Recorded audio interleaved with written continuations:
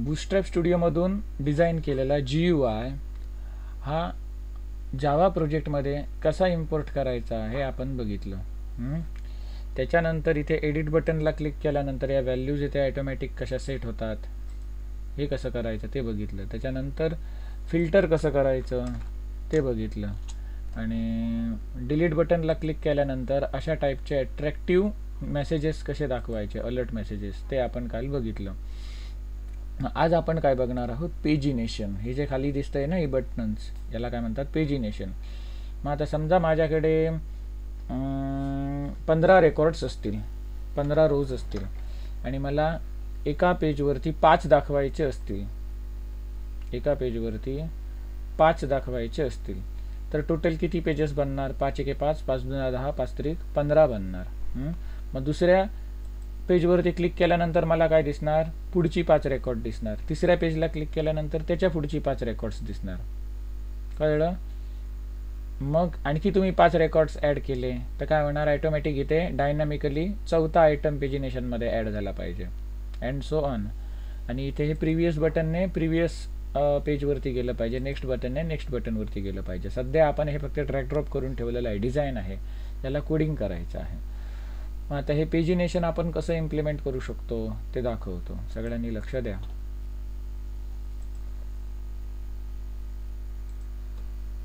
सगळ्यात पहिलं आपल्याला जावं लागेल ते म्हणजे कंट्रोलरमध्ये.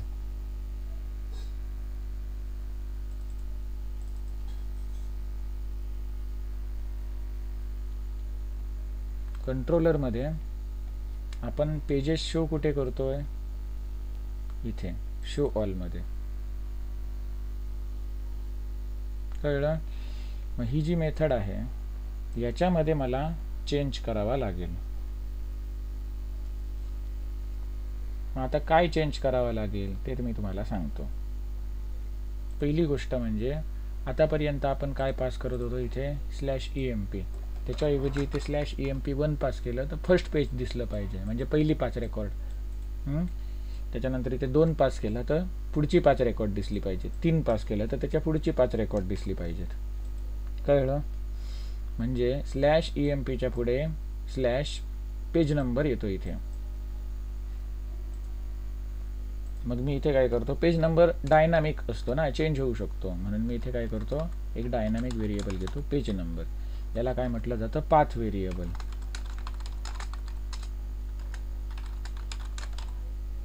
इंट पेज नंबर हा काय झाला, एक पॅरामीटर, त्याला मी हे पाथ व्हेरिएबल एनोटेशन लावलं, जे आपण एखादा एम्प्लॉई डिलीट करताना वापरलं होतं, हे तुम्हाला शिकवलं होतं तेव्हा.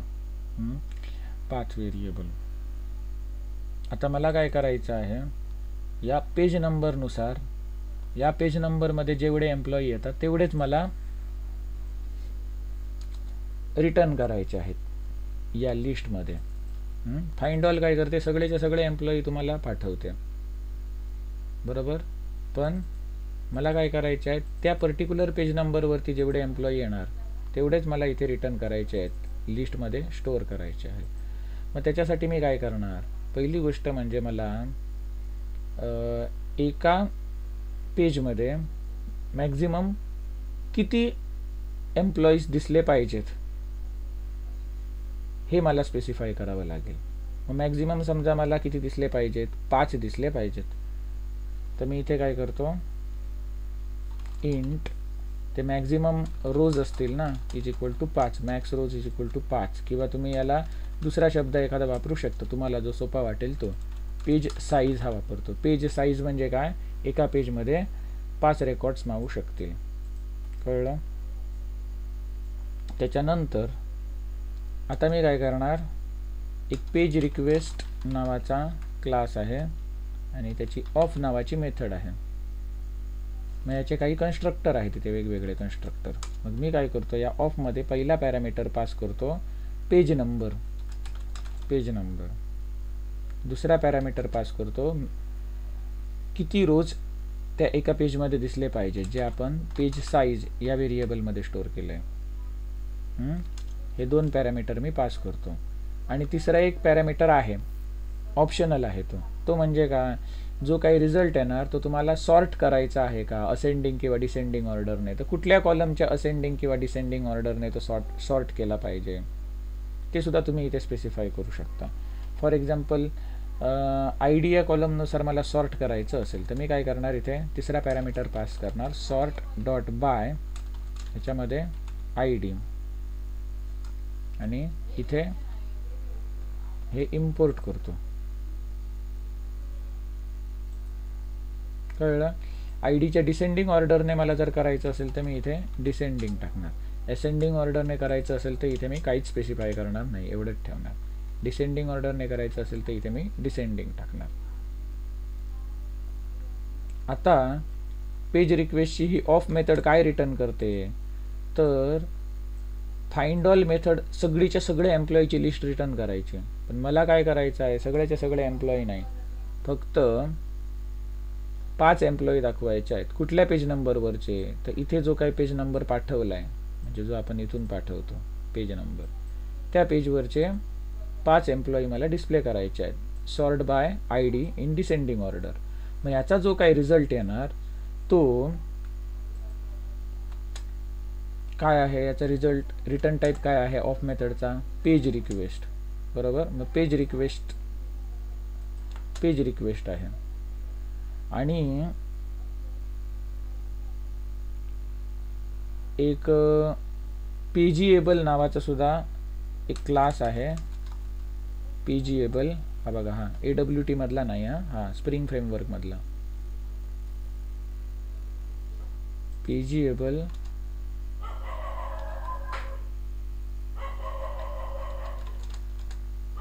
त्याच्या या ऑब्जेक्टमध्ये मी स्टोअर केलं ऑफचा रिझल्ट. आता हे जे पेजिएबल आहे ते मी, हे जे ऑब्जेक्ट आहे ते याला पास करणार. म्हणजे का, सगळेच्या सगळे एम्प्लॉई तो रिटर्न करणार नाही. सगळे एम्प्लॉई रिटर्न करायच्या ऐवजी इथून जे काय पेज नंबर पाठवलेला आहे त्या पेज नंबरवरचेच एम्प्लॉई तो रिटर्न करणार. त्याच्यानंतर इथे आता लिस्ट ऑफ एम्प्लॉई आपण जे लिहिलं होतं त्याच्याऐवजी काय लिहिणार, पेज ऑफ एम्प्लॉई. पेज कुठलं इम्पोर्ट करणार, हे स्प्रिंग फ्रेमवर्कवालं झालं. आता ही जी लिस्ट आहे ती पाठवून देणार, एम्प्लॉईची लिस्ट आपण ही पाठवून दिली तिकडे.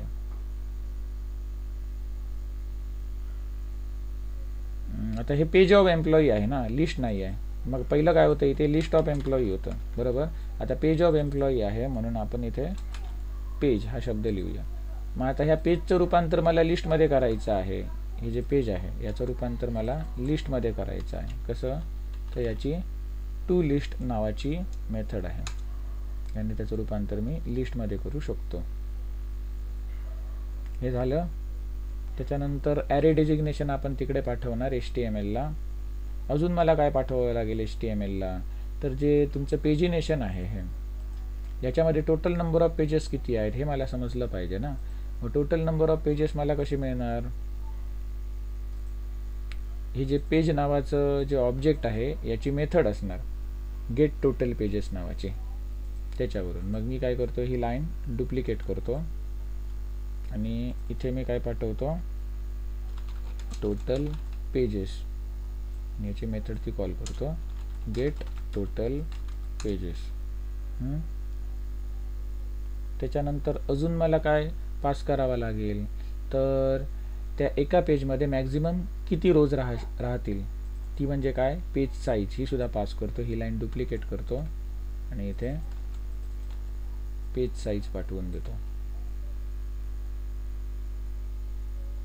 तर अशा प्रकारे या गोष्टी मी तिकडे HTML ला पाठवून देतो. आणि काय लागेल मला, तर इथे जो पेज नंबर असणार, समजा इथे पेज नंबर 1 असेल, समजा पेज नंबर 1 असेल तर हा 1 आहे तो इथे निळा झाला पाहिजे. 2 असेल तर 2 हा निळा झाला पाहिजे. 3 असेल तर 3 निळा झाला पाहिजे. म्हणजे मला करंट पेज नंबर पाठवावा लागेल. बरोबर, त्याच्यासाठी इथे हे पेज नंबर नावाचं जे व्हेरिएबल आहे ते पाठवतो. मग हा कंट्रोलरमध्ये मला एवढा चेंज करावा लागेल. मग आता हा कंट्रोलर बदलला, मग /emp स्लॅश इथे मला कंपल्सरी पेज नंबर टाकला पाहिजे. मग ज्या ज्या ठिकाणी आपण हे लिहिलेलं होतं रिडायरेक्ट कोलन EMP स्लॅश हे, मग याच्या ठिकाणी मला काय करावं लागेल, काहीतरी इथे पेज नंबर द्यावा लागेल. मी इथे काय करतो, फर्स्ट पेज नंबर देतो 1. आणखी एक गोष्ट तुम्हाला सांगायची राहिली ती म्हणजे इथे जो काय आपण पेज नंबर पाठवतो, इथे जो काय पेज नंबर आपण पाठवतो तो 0 बेस इंडेक्स नंबरनुसार असावा. म्हणजे जर इथे तुम्ही 0 पाठवला तर तुम्हाला फर्स्ट पेज दिसणार. जर तुम्ही इथे 1 पाठवला तर सेकंड पेज दिसणार, 2 पाठवला तर थर्ड पेज दिसणार. हे जरा कन्फ्युजिंग आहे ना. मग आपण काय करूया, इकडे पाठवताना 1च पाठवूया, फक्त इथे पेज रिक्वेस्ट ऑफ आहे ना त्याच्यात आपण -1 लिहूया, म्हणजे आपल्याला लक्षात ठेवायला बरं आहे. म्हणजे 1 पाठवलं तर पहिलं पेज दिसणार, 2 पाठवलं तर दुसरं पेज दिसणार, 3 पाठवलं तर तिसरं पेज दिसणार. मग ही जी मेथड आहे याला 0 बेस इंडेक्स नंबर पाहिजे आहे ना. हा काय म्हणतो, ही मेथड काय म्हणते, मला 0 पाठवला तर मी फर्स्ट पेज दाखवणार, 1 पाठवला तर मी सेकंड पेज दाखवणार. बरोबर. मग इथे मी पेज नंबर -1 करून टाकलं, म्हणजे इथे जर तुम्ही 1 पाठवला तर इथे काय येणार, पेज नंबर -1, म्हणजे 1 - 1 0 होणार, म्हणजे फर्स्ट पेज दाखवणार. इथे जर तुम्ही 2 पाठवलात तर इथे काय होणार, 2 - 1 म्हणजे काय 1, 0 बेस इंडेक्स नंबरनुसार 1 इंडेक्सचं पेज म्हणजे सेकंड पेज दाखवणार, अँड सो ऑन. मग आता इथे मी जसं 1 पास केला, याचा अर्थ काय, जर कोणीतरी या ब्राउझरवरती नुसतं localhost:8080 असं टाईप केलं आणि एंटर मारला तर काय कर, फर्स्ट पेजवरती घेऊन जा. मग असं अजून आपण रिडायरेक्ट कोलन कुठे लिहिलेलं, इथे लिहिलेलं बघा, एखादा एम्प्लॉई ॲड केल्यानंतर सुद्धा फर्स्ट पेजला घेऊन जा, त्याच्यानंतर एखादा एम्प्लॉई डिलीट केल्यानंतर सुद्धा फर्स्ट पेजला घेऊन जा. झालं.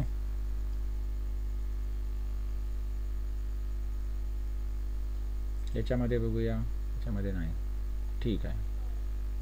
तर आपण हे सगळं केलं आहे. तुम्ही क्रिएट रिप्लेस सुद्धा वापरू शकता, तुम्ही रिप्लेस फंक्शन वापरून सुद्धा ज्या ठिकाणी रिडायरेक्ट कोलन /EMP स्लॅश लिहिलं आहे त्या ठिकाणी तुम्ही रिडायरेक्ट कोलन /EMP/1/ हे रिप्लेस करू शकता. तर कंट्रोलरचं आपलं काम इथे संपलं. आता मला काय करावं लागेल, इंडेक्स पेजमध्ये जावं लागेल आणि पेजिनेशनमध्ये कोड करावा लागेल. पेजिनेशन आपण कुठे टाकलेलं, खाली टाकलेलं, हे बघा पेजिनेशन.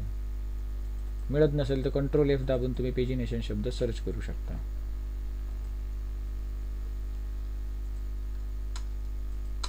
मी जरा हा काय करतो, चांगला दिसावा म्हणून सुटसुटीत लावतो इथे. पेजिनेशनमध्ये एक बटन आपलं होतं ते प्रिव्हियसचं, आणि एक बटन होतं नेक्स्टचं. बरोबर. आता 2, 3, 4, 5 हे स्टॅटिक दिसत आहेत आपल्याला ना. हे डायनामिकली हे लिस्ट आयटम्स जनरेट झाले पाहिजेत. हे लिस्ट आयटम म्हणजे li दिसतात, ते li म्हणजे कोण, हे स्टॅटिकली सध्या आपण 5 ठेवले आहेत ना, हे डायनामिकली आले पाहिजेत नंबर ऑफ पेजेसवरून. हे कसे मला समजणार नंबर ऑफ पेजेस किती आहे, तर त्याच्यासाठी तर आपण इथे कंट्रोलरमधून हे पाठवलं आहे ना, टोटल पेजेस. हे बघा, हे याच्यावरून समजणार. मग मी काय करतो, हे सगळे डिलीट करून टाकतो, फक्त एकच बटन ठेवतो जे आपण th:each वापरून इटरेट करणार. हा आणखी एक इथे ऑब्झर्व करा, इथे पेज आयटमच्या ठिकाणी ॲक्टिव्ह शब्द लिहिला आहे, यांना ॲक्टिव्ह लिहिलेलं नाही. म्हणजे हा जो क्लास आहे याच्यामध्ये एक ॲक्टिव्ह क्लास इथे अपेंड केलेला आहे, जोडलेला आहे. यांना ॲक्टिव्ह क्लास आपण अपेंड केलेला नाही आहे. मग ज्याला ॲक्टिव्ह क्लास अपेंड करता तो तुम्हाला निळ्या रंगाचा दिसतो, कळलं ना. फॉर एक्झाम्पल समजा मी इथे इन्स्पेक्ट एलिमेंट केलं आणि याचा ॲक्टिव्ह क्लास समजा मी काढून टाकला. इथे हा जो ॲक्टिव्ह आहे हा ॲक्टिव्ह मी काढून टाकला, तर बघा गेला ह्याचा निळा पारणा. आणि हा जो 2 नंबरचा होता याला समजा मी इथे ॲक्टिव्ह क्लास ॲड केला, आता 2 नंबर हा निळा झाला. बरोबर ना. मग हा ॲक्टिव्ह क्लास काय करतो, तो जो एलिमेंट आहे त्याला ॲक्टिव्ह बनवतो. मग आता मी काय करतो, हा जो पहिलं बटन होतं, हे पहिलं बटन हे ठेवतो, 2 3 4 5 हे डिलीट करून टाकतो. काय काय ठेवणार, प्रिव्हियस, मधलं बटन एक आणि एक नेक्स्टवालं बटन. आणि मधली बटन आहेत ती इटरेट होणार लूपमधून, ऑटोमॅटिक जनरेट होणार 1 2 3 4 5 जेवढी नंबर ऑफ पेजेस असतील त्यानुसार. मग हे जे बाकीचे आहेत, एक सोडून बाकीचे मधले, ते मी काढून टाकतो. आता माझ्याकडे राहिले फक्त 3 आयटम, एक प्रिव्हियसचा, एक नेक्स्टचा आणि एक मधलं बटन. कळलं?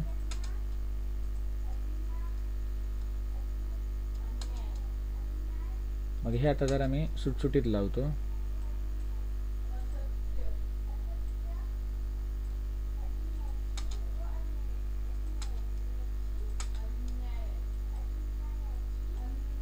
हे आपलं काय झालं, प्रिव्हियस बटनचा कोड झाला. हा हे HTML आहे ना, HTML मध्ये कमेंट कसं देतात, असं प्रिव्हियस बटन कोड. हा प्रिव्हियस बटनचा कोड झाला. त्याच्यानंतर हा वाला जो आहे तो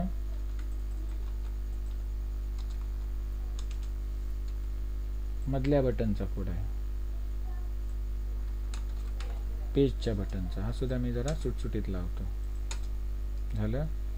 त्याच्यानंतर हा जो आहे तो नेक्स्ट बटनचा कोड आहे.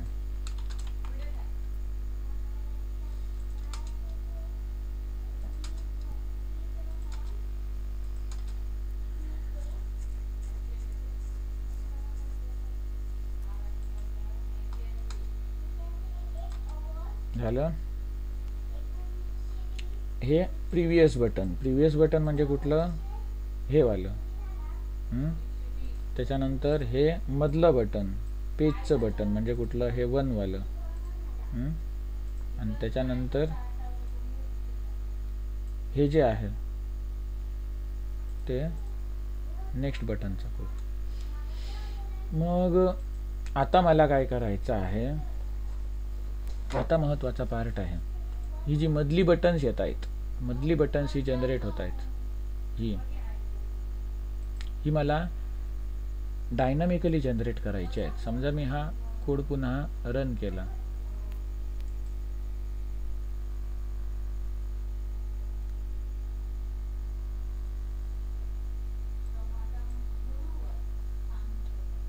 आणि आता रिफ्रेश केलं तर ही बाकीची बटन जाणार, कारण बाकीची बटन मी डिलीट करून टाकली ना आता. म्हणून आता इथे /emp1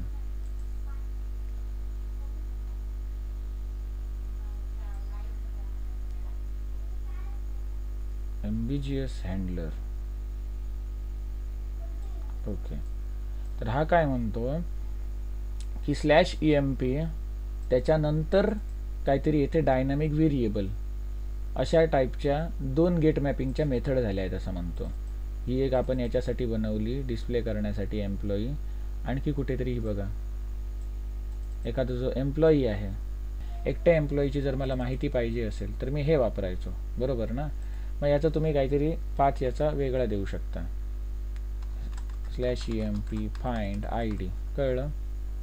मग हा जर URL तुम्ही कुठे वापरला असेल तर त्या ठिकाणी तुम्हाला चेंज करावा लागेल. आता हा एरर येणार नाही. एरर काय, एरर का आलेला, /emp नंतर काहीतरी डायनामिक व्हेरिएबल म्हणजे पाथ व्हेरिएबल असे हे 2 होते, त्याच्यामुळे कन्फ्यूज झाला तो.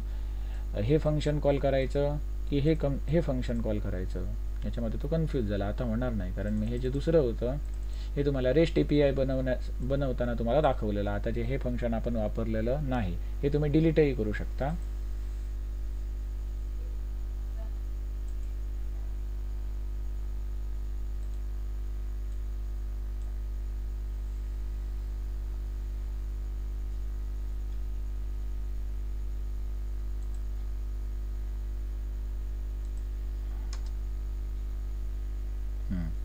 आता इथे पहिलं मी /emp/ टाकत होतो, हे टाकलं तर एरर येणार. पण आता याच्याऐवजी इथे 1 टाकलं तर मात्र इथे हे पेज तुम्हाला दिसणार. का, कारण /emp/ एवढं असणार. आता काहीच तुमच्याकडे हे नाही आहे, कंट्रोलरमध्ये मेथड नाही आहे, बरोबर ना. असा एंड पॉईंट असणार आहे. इथे पेज नंबर कंपल्सरी आता आपल्याला टाकलाच पाहिजे. ही एक गोष्ट झाली. आणि इथे बघा आपण बाकीची बटन्स काढून टाकली, म्हणून प्रिव्हियस बटन, मधलं बटन आणि नेक्स्ट बटन. जे मधलं बटन आहे त्याला मी पेज बटन असं म्हणतो, म्हणजे तुमच्या लक्षात राहील. हा जो कोड आहे तो प्रिव्हियस बटनचा, हा कोड मधल्या बटनचा आणि हा नेक्स्ट बटनचा.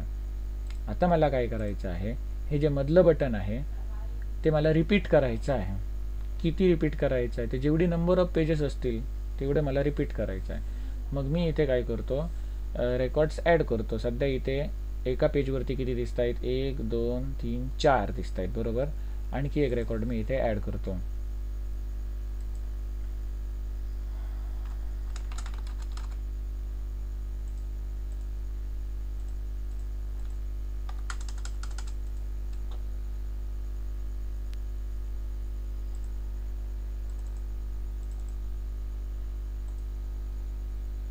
किती झाले आता इथे 5.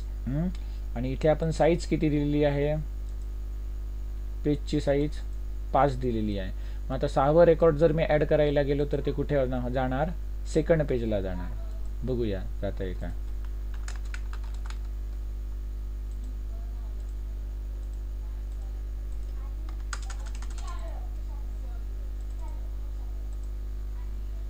आता इथे तुम्हाला किती दिसत आहेत, 1 2 3 4 5 दिसत आहेत, बरोबर. पण जर मी आता पेज नंबर इथे 2 टाकला, त्या 2 मध्ये एक रेकॉर्ड पुढे गेलाय, कळलं. आता मी काय करतो,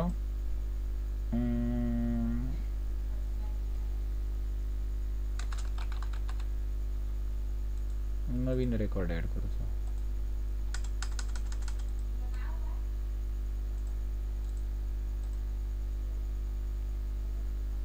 आता मी सेकंड पेजवरती जाऊन बघितलं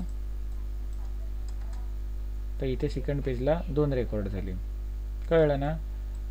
मग ही तुम्हाला कशी दिसत आहेत, तर सॉर्ट बाय आय डी. ज्याचा आय डी मोठा आहे तो आपल्याला आधी दिसतो, कारण इकडे मी काय केलं आहे, sort by I D, descending order.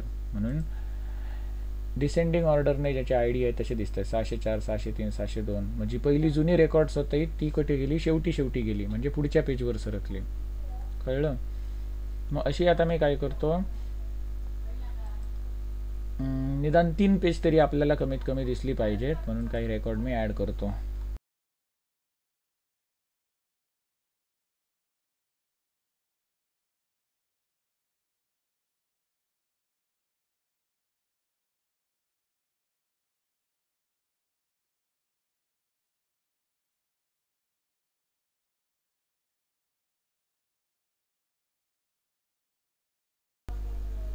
म्हणजे किती झाले, दुसऱ्या पेजवर सुद्धा आता 5 झाले. तिसऱ्या पेजवर बघूया, तिसऱ्या पेजवर 1 सरकला. तिसऱ्या पेजवर आपण आणखी एक ॲड करूया.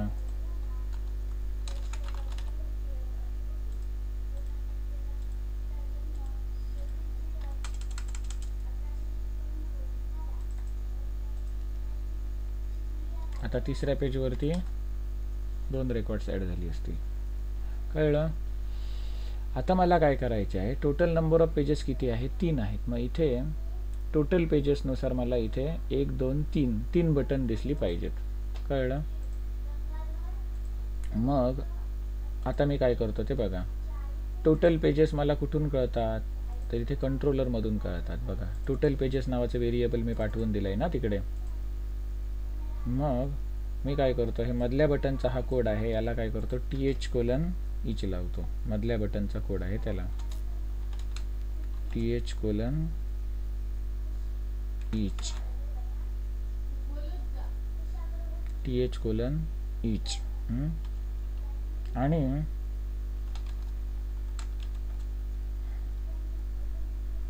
मला काय इथे एक सिक्वेन्स वापरावी लागेल.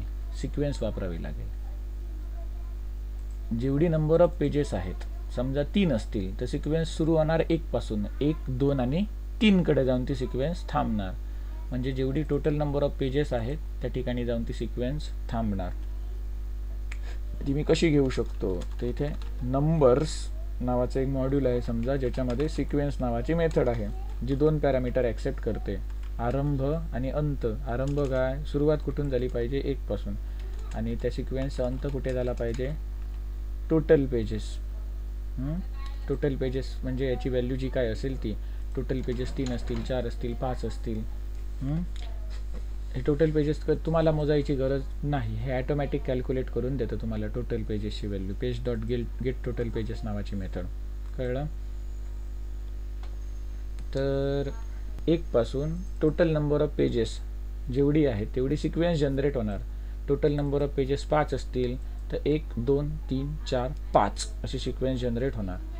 आता या सिक्वेन्समधला एक नंबर मी बाहेर काढून घेतो, कोलन, आणि इथे सिक्वेन्समधला एक नंबर बाहेर काढतो, ज्याला नाव देतो पेज इंडेक्स. याला नाव काय देतो, पेज इंडेक्स. कळलं. जसं आपण इकडे केलं ना, ते टेबलमध्ये जे रो दाखवले ना, इथे डॉलर कर्ली ब्रॅकेटमध्ये इथे कलेक्शन होतं. कलेक्शन म्हणजे इथे लिस्ट होती, आणि त्याच्यातला एक आयटम मी असा बाहेर काढून घेतला. कोलनच्या डाव्या बाजूला याच्यातील एक आयटम आहे, बरोबर ना, या लिस्टमधील एक आयटम असा मी बाहेर काढून घेतला. सेम तसंच केलेलं आहे इथे सुद्धा. हे एक कलेक्शन आहे, सिक्वेन्स आहे ना, ह्याच्यातला एक आयटम मी इथे काढून घेतला, पेज इंडेक्स, आणि हा पेज इंडेक्स मला इथे डिस्प्ले करायचा आहे. बाय डिफॉल्ट एवढं आपण केलं तर काय दिसतं ते बघूया.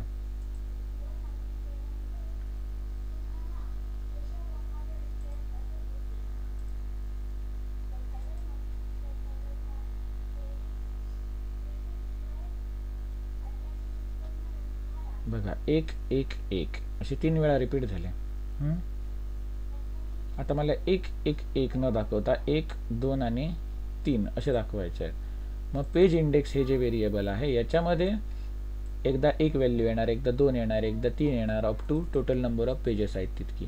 मग ते मला इथे डिस्प्ले करायचं आहे, 1 आहे त्या ठिकाणी. मग मी काय करणार, th:\text is equal to dollar curly ब्रॅकेटमध्ये पेज इंडेक्स. जावाचा कोड आहे तर इथे आपण डॉलर वापरणार. टाइम लिप मधून आपण ॲक्सेस करतोय ना, म्हणून.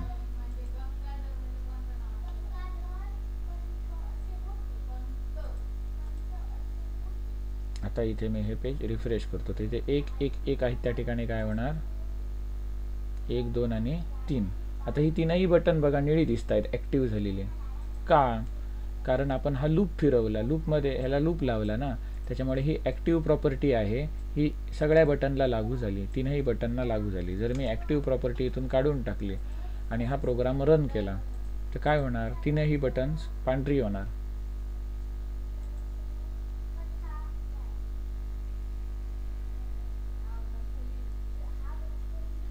झालं. आता मला काय करायचं आहे, इथे जो नंबर असेल 1 असेल तर इथे 1 निळा झाला पाहिजे. जर इथे 2 असेल तर इथे खाली 2 निळा झाला पाहिजे, म्हणजे ॲक्टिव्ह. इथे जर 3 असेल तर इथे 3 निळा झाला पाहिजे, बरोबर ना.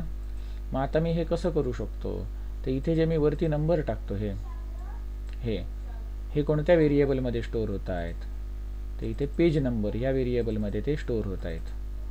कळलं. मग आता मी इथे काय करणार, इथे ॲक्टिव्ह हा क्लास मला अपेंड करायचा आहे, तो मी डायनामिकली अपेंड करणार. th:\, क्लास अपेंड नावाचा एक ॲट्रिब्यूट आहे. हा क्लास अपेंड कधी झाला पाहिजे, तर डॉलर कर्ली ब्रॅकेटमध्ये पेज इंडेक्स म्हणजे ही वाली व्हॅल्यू, ही कोणाशी मॅच होणार, या पेज नंबर सोबत याच्याशी मॅच होणार, तेव्हा == पेज नंबर. जर ही कंडिशन ट्रू झाली, जर ही कंडिशन ट्रू झाली तर काय कर, तर इथे ॲक्टिव्ह क्लास अपेंड कर. फॉल्स झाली तर काय कर, तर इकडे आपण ते लिहू शकतो, कुठला क्लास अपेंड कर. म्हणजे याचा अर्थ काय, जर ही कंडिशन ट्रू झाली, इथे क्वेश्चन मार्क म्हणजे काय, ह्याचा आन्सर का बाबा काय येणार, ट्रू किंवा फॉल्स हे चेक करणार. जर ट्रू आलं तर या कोलनच्या अगोदरचा पार्ट एक्झिक्यूट होणार, म्हणजे काय, ॲक्टिव्ह हा क्लास याला अपेंड होणार इथे, पेज आयटम स्पेस ॲक्टिव्ह. आणि जर ही कंडिशन फॉल्स झाली, ही कंडिशन फॉल्स झाली तर कोलनच्या नंतर इथे जो काय तुम्ही क्लास देणार तो इथे अपेंड होणार, पेज आयटम स्पेस तो जो काही क्लास असेल तो. मग मला फक्त एवढंच चेक करायचं आहे का, जर ही कंडिशन ट्रू झाली तर ॲक्टिव्ह क्लास अपेंड कर, जर ही कंडिशन फॉल्स झाली तर काय कर, हे मला चेक करायचं नाही आहे. म्हणून हा जो एल्सवाला पार्ट आहे कोलनच्या नंतरचा तो मी काढून टाकतो. तो तुम्हाला माहितीसाठी म्हणून दिला, सिंटॅक्स माहिती असावा म्हणून. म्हणजे ही कंडिशन ट्रू झाली तर ॲक्टिव्ह हा क्लास या लिस्टला अपेंड होणार, म्हणजे पेज आयटम स्पेस ॲक्टिव्ह असं दिसणार. मग मी हे पेज रन करतो.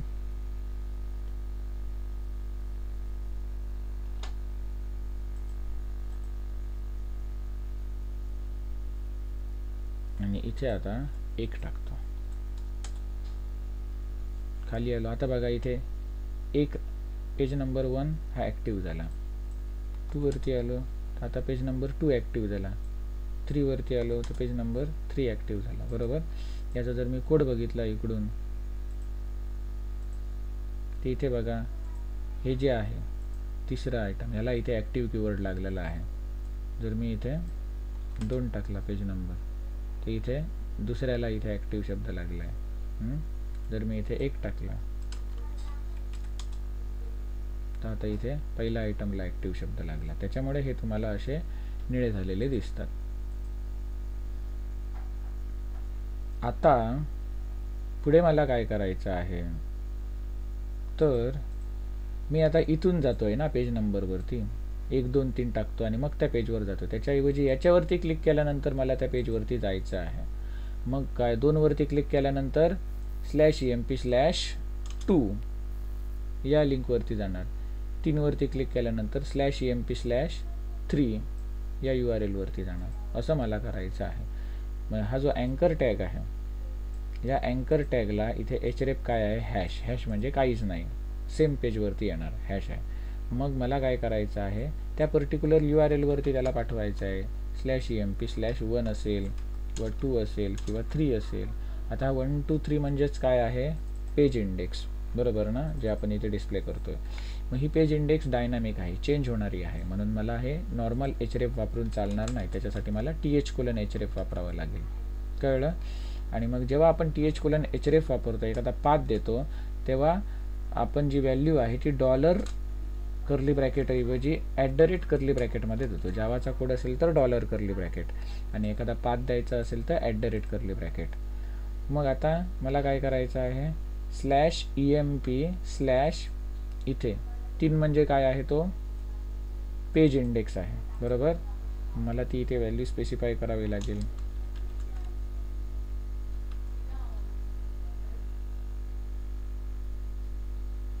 म्हणजे इथे मी काय पाठवणार, /emp/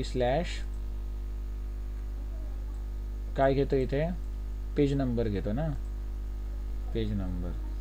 मग मी इथे याला एक व्हेरिएबल बनवतो pn म्हणजे काय, पेज नंबर. आता pn म्हणजे काय ते मी इथे स्पेसिफाय करतो. pn म्हणजे काय, डॉलर कर्ली ब्रॅकेटमध्ये pn म्हणजेच पेज इंडेक्स. कळलं. म्हणजे काय होणार,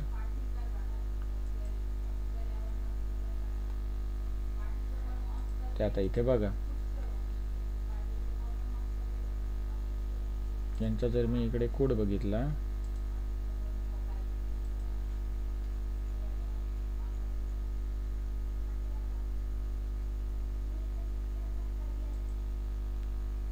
तर इथे कसं झालं बघा. आता रिफ्रेश केल्यानंतर पहिल्या बटनला क्लिक केलं तर /emp/1 वरती जाणार. दुसऱ्या लिंकला क्लिक केलं तर /emp/2. तिसऱ्याला क्लिक केलं तर /emp/3 याच्यावरती जाणार. म्हणजे इथे मी मॅन्युअली टाकत होतो 1 2 3, ते मला टाकायची गरज नाही. आता 2 वर जातो बघा. अरे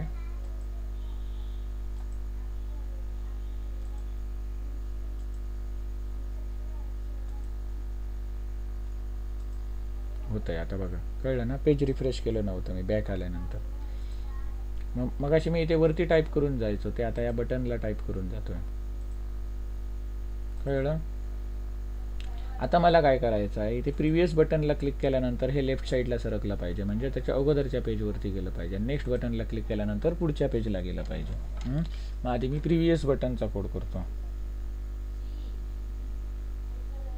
मग त्या प्रिव्हियस बटनला जेव्हा मी क्लिक करणार तेव्हा कुठे गेलं पाहिजे, हा जो काय पेज नंबर इथे येतो त्या पेज नंबरच्या अगोदरचा पेज नंबर. मग मी इथे काय करतो, हा वाला जो कोड आहे इथून इथपर्यंतचा तो कॉपी करतो आणि हे जे प्रिव्हियस बटनचा जो अँकर टॅग आहे याला देतो. हा कॉपी केला, ॲट्रिब्यूट सहित व्हॅल्यू कॉपी केली आणि इथे दिली. झालं /emp/pn. pn म्हणजे पेज नंबर. आता इथे मला पेज नंबर कुठला पाठवायचा आहे, तर जो करंट पेज नंबर आहे त्याच्या अगोदरचा नंबर. करंट पेज नंबर मला कुठून मिळतो, तर ह्या पेज NO नावाच्या व्हेरिएबलवरून. तर मी इथे काय पास करतो, पेज NO-1. पेज NO-1 म्हणजे काय, करंट जो पेज नंबर आहे त्याच्या अगोदरच्या पेज नंबरला जाणार या लिंकवरती क्लिक केल्यानंतर. आणि असंच मी काय करणार, नेक्स्ट बटनसाठी काय करणार, पेज NO+1.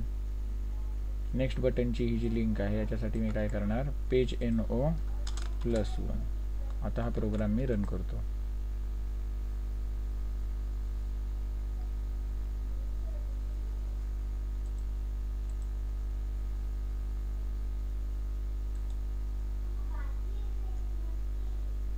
बघा आता नेक्स्ट बटनला क्लिक करतो, बघा गेला ना पुढच्या बटनला. तर प्रिव्हियस बटनला क्लिक करतो, गेला ना मागच्या बटनला. मग अशा प्रकारे हे आपण पेजिनेशन बघितलं. आता मला एक सांगा, जर मी याच्या प्रिव्हियस बटनला पुन्हा क्लिक केलं, एक वरती असताना जर प्रिव्हियस बटनला क्लिक केलं तर कुठल्या पेजवर जाणार, तो काय होणार, एरर आला ना. मग या एरर पासून मला रोखायचं असेल तर काय, हे जे बटन आहे ते मला डिसेबल केलं पाहिजे. काय केलं पाहिजे, डिसेबल. म्हणजे हा जो लिस्ट आयटम आहे त्याला मला एक क्लास ॲड केला पाहिजे डिसेबल्ड. पण तो सुद्धा मला कंडिशन वाईज ॲड करावा लागेल. मगाशी जसं आपण कंडिशन वाईज हा ॲक्टिव्ह क्लास अपेंड केला, तसाच तो डिसेबल्ड नावाचा क्लास मला याला सुद्धा अपेंड करावा लागेल, प्रिव्हियस बटनला, आणि या नेक्स्ट बटनला सुद्धा अपेंड करावा लागेल. म्हणजे जर आपण शेवटच्या पेजवर असू तर हे नेक्स्ट बटन डिसेबल झालं पाहिजे, आणि जर आपण फर्स्ट पेजवर असू तर हे प्रिव्हियस बटन डिसेबल्ड झालं पाहिजे. मग हे आता मी कसं करतो बघा, हा जो लिस्ट टॅग आहे हा काय रिप्रेझेंट करतो, प्रिव्हियस बटन. हे प्रिव्हियस बटनला मला काय करायचं आहे, क्लास अपेंड करायचा आहे डिसेबल्ड नावाचा, th:\class अपेंड. मग हा डिसेबल्ड क्लास कधी अपेंड करायचा आहे, जर पेज नंबरची व्हॅल्यू 1 असेल तर. पेज नंबर =1 ही कंडिशन जर ट्रू झाली तर काय करायचं आहे, डिसेबल्ड क्लास याला अपेंड करायचा आहे. सेम असंच मला काय करायचं आहे, हा जो नेक्स्ट बटनचा कोड आहे त्याला सुद्धा डिसेबल्ड करायचा आहे, पण कंडिशन मात्र बदलणार. कंडिशन काय येणार, पेज नंबरची व्हॅल्यू किती असेल, 1 असेल, नाही 1 नाही तर काय, टोटल नंबर ऑफ पेजेस आपल्याकडे जेवढी आहेत, म्हणजे काय लास्ट पेज तेवढी असेल. तर लास्ट पेजचा मला पेज नंबर कसा मिळतो, इकडून आपण पाठवलं आहे ना हे टोटल पेजेस म्हणून, ते जिथे टाकायचं. जर पेज नंबरची व्हॅल्यू जेवढी टोटल पेजेस आहेत त्याला मॅच झाली तर काय कर, नेक्स्ट बटन डिसेबल्ड कर. आणि हा कोड मी रन करतो.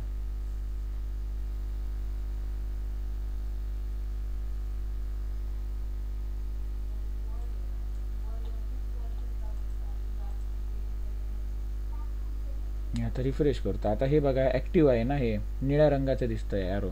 मग मी आता रिफ्रेश केल्यानंतर काय होणार, तो डिसेबल्ड होणार. बघा डिसेबल्ड झाला, ग्रे कलरचा झाला, निळ्या रंगाचा होता तो, असा होता निळ्या रंगाचा, तो ग्रे कलरचा झाला. बरोबर. आता मी नेक्स्ट पेजवर जातो तेव्हा परत काय झाला, हा निळा झाला. म्हणजे याच्यावरती मी क्लिक करू शकतो, पण आता मी क्लिक करू शकत नाही, कारण काय, याला आपण डिसेबल्ड केलं. फर्स्ट पेजवर असेल तर हा डिसेबल्ड होणार, याच्यावरती क्लिक करून काही होत नाही आहे. आता नेक्स्ट बटनला जातो, आता नेक्स्ट बटन डिसेबल्ड झालं. लास्ट पेजवर असताना नेक्स्ट बटन डिसेबल्ड झालं, याच्यावरती आता क्लिक होत नाही आहे. म्हणजे काय, लास्ट पेजवर जेव्हा आपण असणार तेव्हा नेक्स्ट बटन डिसेबल्ड होणार, आणि जेव्हा आपण फर्स्ट पेजवर असणार तेव्हा प्रिव्हियस बटन डिसेबल्ड होणार. आणि जी मधली पेजेस आहेत त्याच्यामध्ये दोन्ही बटन्स आहेत ती इनेबल्ड राहणार, प्रिव्हियस आणि नेक्स्ट. मग अशा प्रकारे आपण हे पेजिनेशन बघितलं. म्हणजे काय, 2च्या आधी आपण 1 वरती आलो, आणि 1 वरती येऊन जर इथे क्लिक केलं तरी काय होणार नाही, इथे 0 होणार नाही. तरी पण काही टेस्टर छत्रपती असतात जे काय करतात, मुद्दाम इथे काय टाकतात, 0 टाकतात आणि सांगतात की बघा एरर आला. त्या टेस्टरांना बरंचसं काय कोडिंगमध्ये किती मेहनत करावी लागते त्याचा काय त्यांना अंदाज नसतो. ते जास्त करून बरेच जण त्याच्यातले नॉन IT बॅकग्राऊंडमधले असतात. एक गोष्ट बनवण्यासाठी किती कोडिंग करावं लागते ते त्यांना माहिती नसतं. मग असं जर काहीतरी झालं तर ते हसतात, काय केलं तू.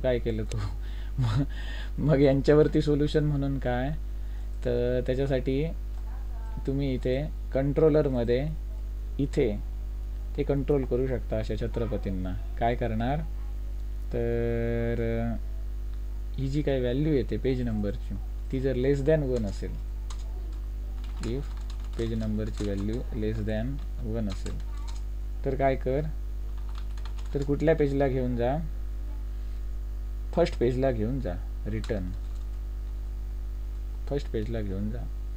हेच स्टेटमेंट आपण घेऊया ना. कळलं? लेस दॅन 1 जर त्याने व्हॅल्यू टाकली तर परत फर्स्ट पेजला घेऊन जा, असा याचा अर्थ. मी हा प्रोजेक्ट परत रन करतो.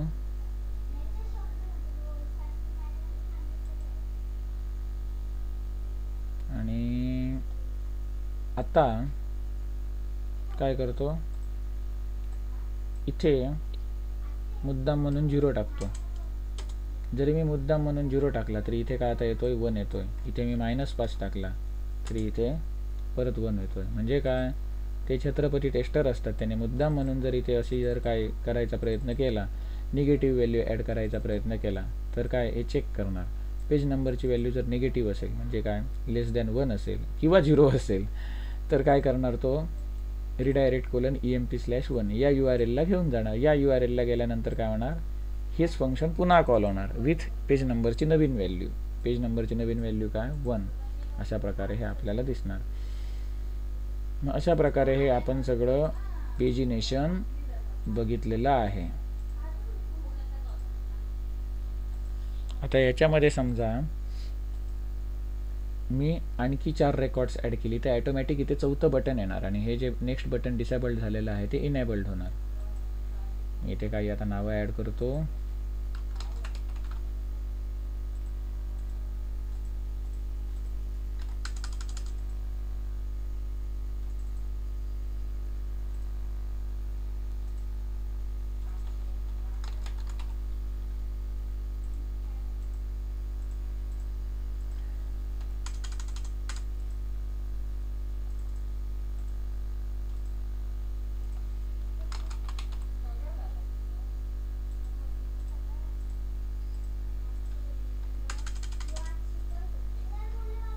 अरे याला मी प्रोफाईल पिक्चर ॲड करायला विसरलो.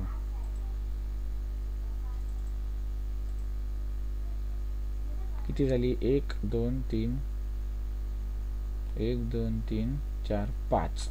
आता जेव्हा मी आणखी एक रेकॉर्ड ॲड करणार, सॉरी पहिल्या पेजवर किती आहेत 5, दुसऱ्या पेजवर किती आहेत 5, तिसऱ्या पेजवर किती आहेत 5. आता मी जेव्हा आणखी एखादा रेकॉर्ड ॲड करणार 5 × 15 आणि 16वा रेकॉर्ड ॲड करणार तेव्हा ते 4थ्या पेजवर जाणार. मग इथे डायनामिकली 4था लिस्ट आयटम जनरेट होणार. याला म्हणतात डायनामिक वेबसाईट.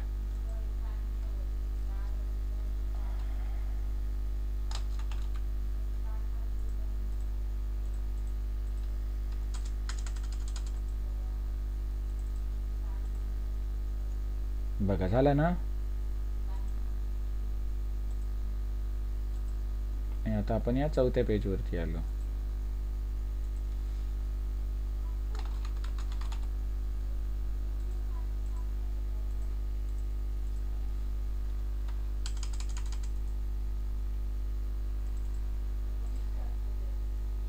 आता 4थ्या पेजवरती 2 रेकॉर्ड, पहिल्या पेजवरती 5 रेकॉर्ड, दुसऱ्या पेजवरती 5 रेकॉर्ड, तिसऱ्या पेजवरती 5 रेकॉर्ड, 4थ्या पेजवरती 2 रेकॉर्ड. मग हे ह्याच्यात 5 रेकॉर्डचं लिमिट क्रॉस केलं की पुढच्या पेजवर जाणार.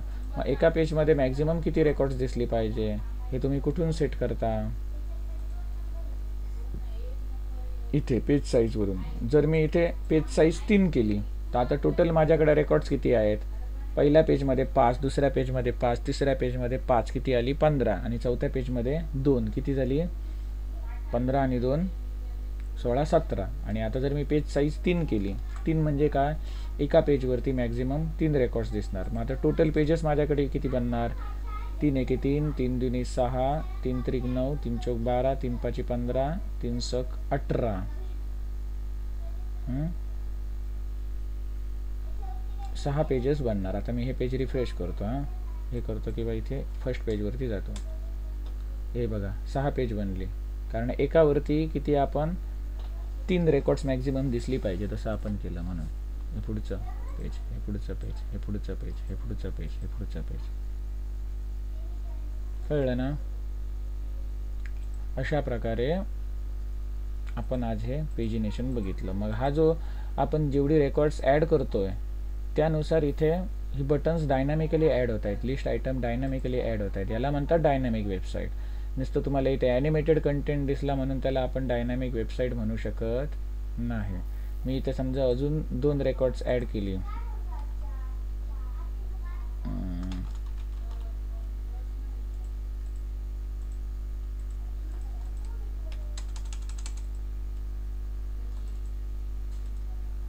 हे झालं. आणखी एक रेकॉर्ड ॲड केलं तर इथे ऑटोमॅटिक 7वं रेकॉर्ड, 7 नंबरचा इथे एक आयटम ॲड होणार, जे 7वं पेज येणार.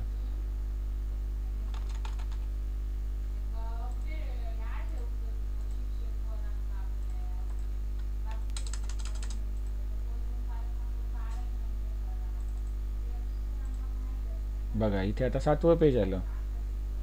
पहिल्यात 3 रेकॉर्ड, दुसऱ्यात 3 रेकॉर्ड, तिसऱ्यात 3 रेकॉर्ड, चौथ्यात 3 रेकॉर्ड, 5व्यात 3 रेकॉर्ड, 6व्यात 3 रेकॉर्ड आणि 7व्यात हे रेकॉर्ड. कळलं ना. जुनं रेकॉर्ड आहे ते आपल्याला इथे शेवटी दिसतोय, कारण मी काय केलं आहे, सॉर्ट बाय ID डिसेंडिंग असं केलं आहे. म्हणून सॅलरी कॉलमनुसार जर मला डिसेंडिंग करायचं असेल तर इथे सॅलरी शब्द टाकला आणि पुन्हा मी रन करतो. याने काय होणार, ज्याची सॅलरी जास्त आहे तो मला फर्स्ट पेजवर दिसणार आणि ज्याची सॅलरी कमी आहे तो मला लास्ट पेजवर दिसणार. आता मी फर्स्ट पेजवर जातो. ज्याची सॅलरी जास्त आहे तो मला वर दिसत आहेत, मग कमी कमी सॅलरीवाले मला पुढे दिसत आहेत. कळलं ना. आता समजा याची सॅलरी मी वाढवली,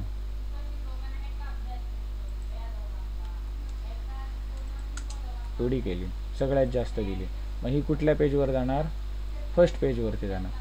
आणि मी याची सॅलरी अपडेट करताना इथे प्रोफाईल पिक्चर सेट करतो. हे फर्स्ट गेलं सुरुवातीला. कळलं. आणि 7 नंबरला कोण, विजय आला. हे आता आपण सॅलरीच्या डिसेंडिंग ऑर्डरने लावले. कळलं ना. सॅलरीच्या असेंडिंग ऑर्डरने लावायचे असेल तर हा डिसेंडिंगवाला पार्ट काढून टाकायचा. मग काय होणार, विजय आहे तो मला पहिल्या पेजवर दिसणार आणि हे अंकिता, रुक्मिणी, सीता आणि आहेत हे शेवटी दिसणार.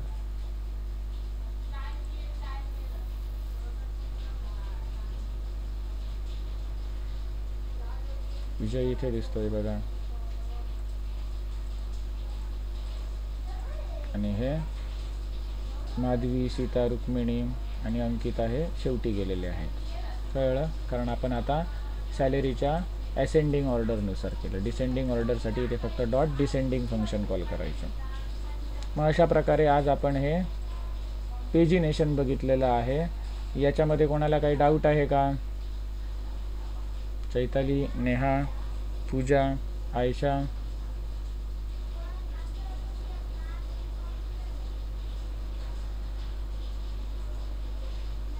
डाऊट नसेल तर मीटिंग लीव करू शकता.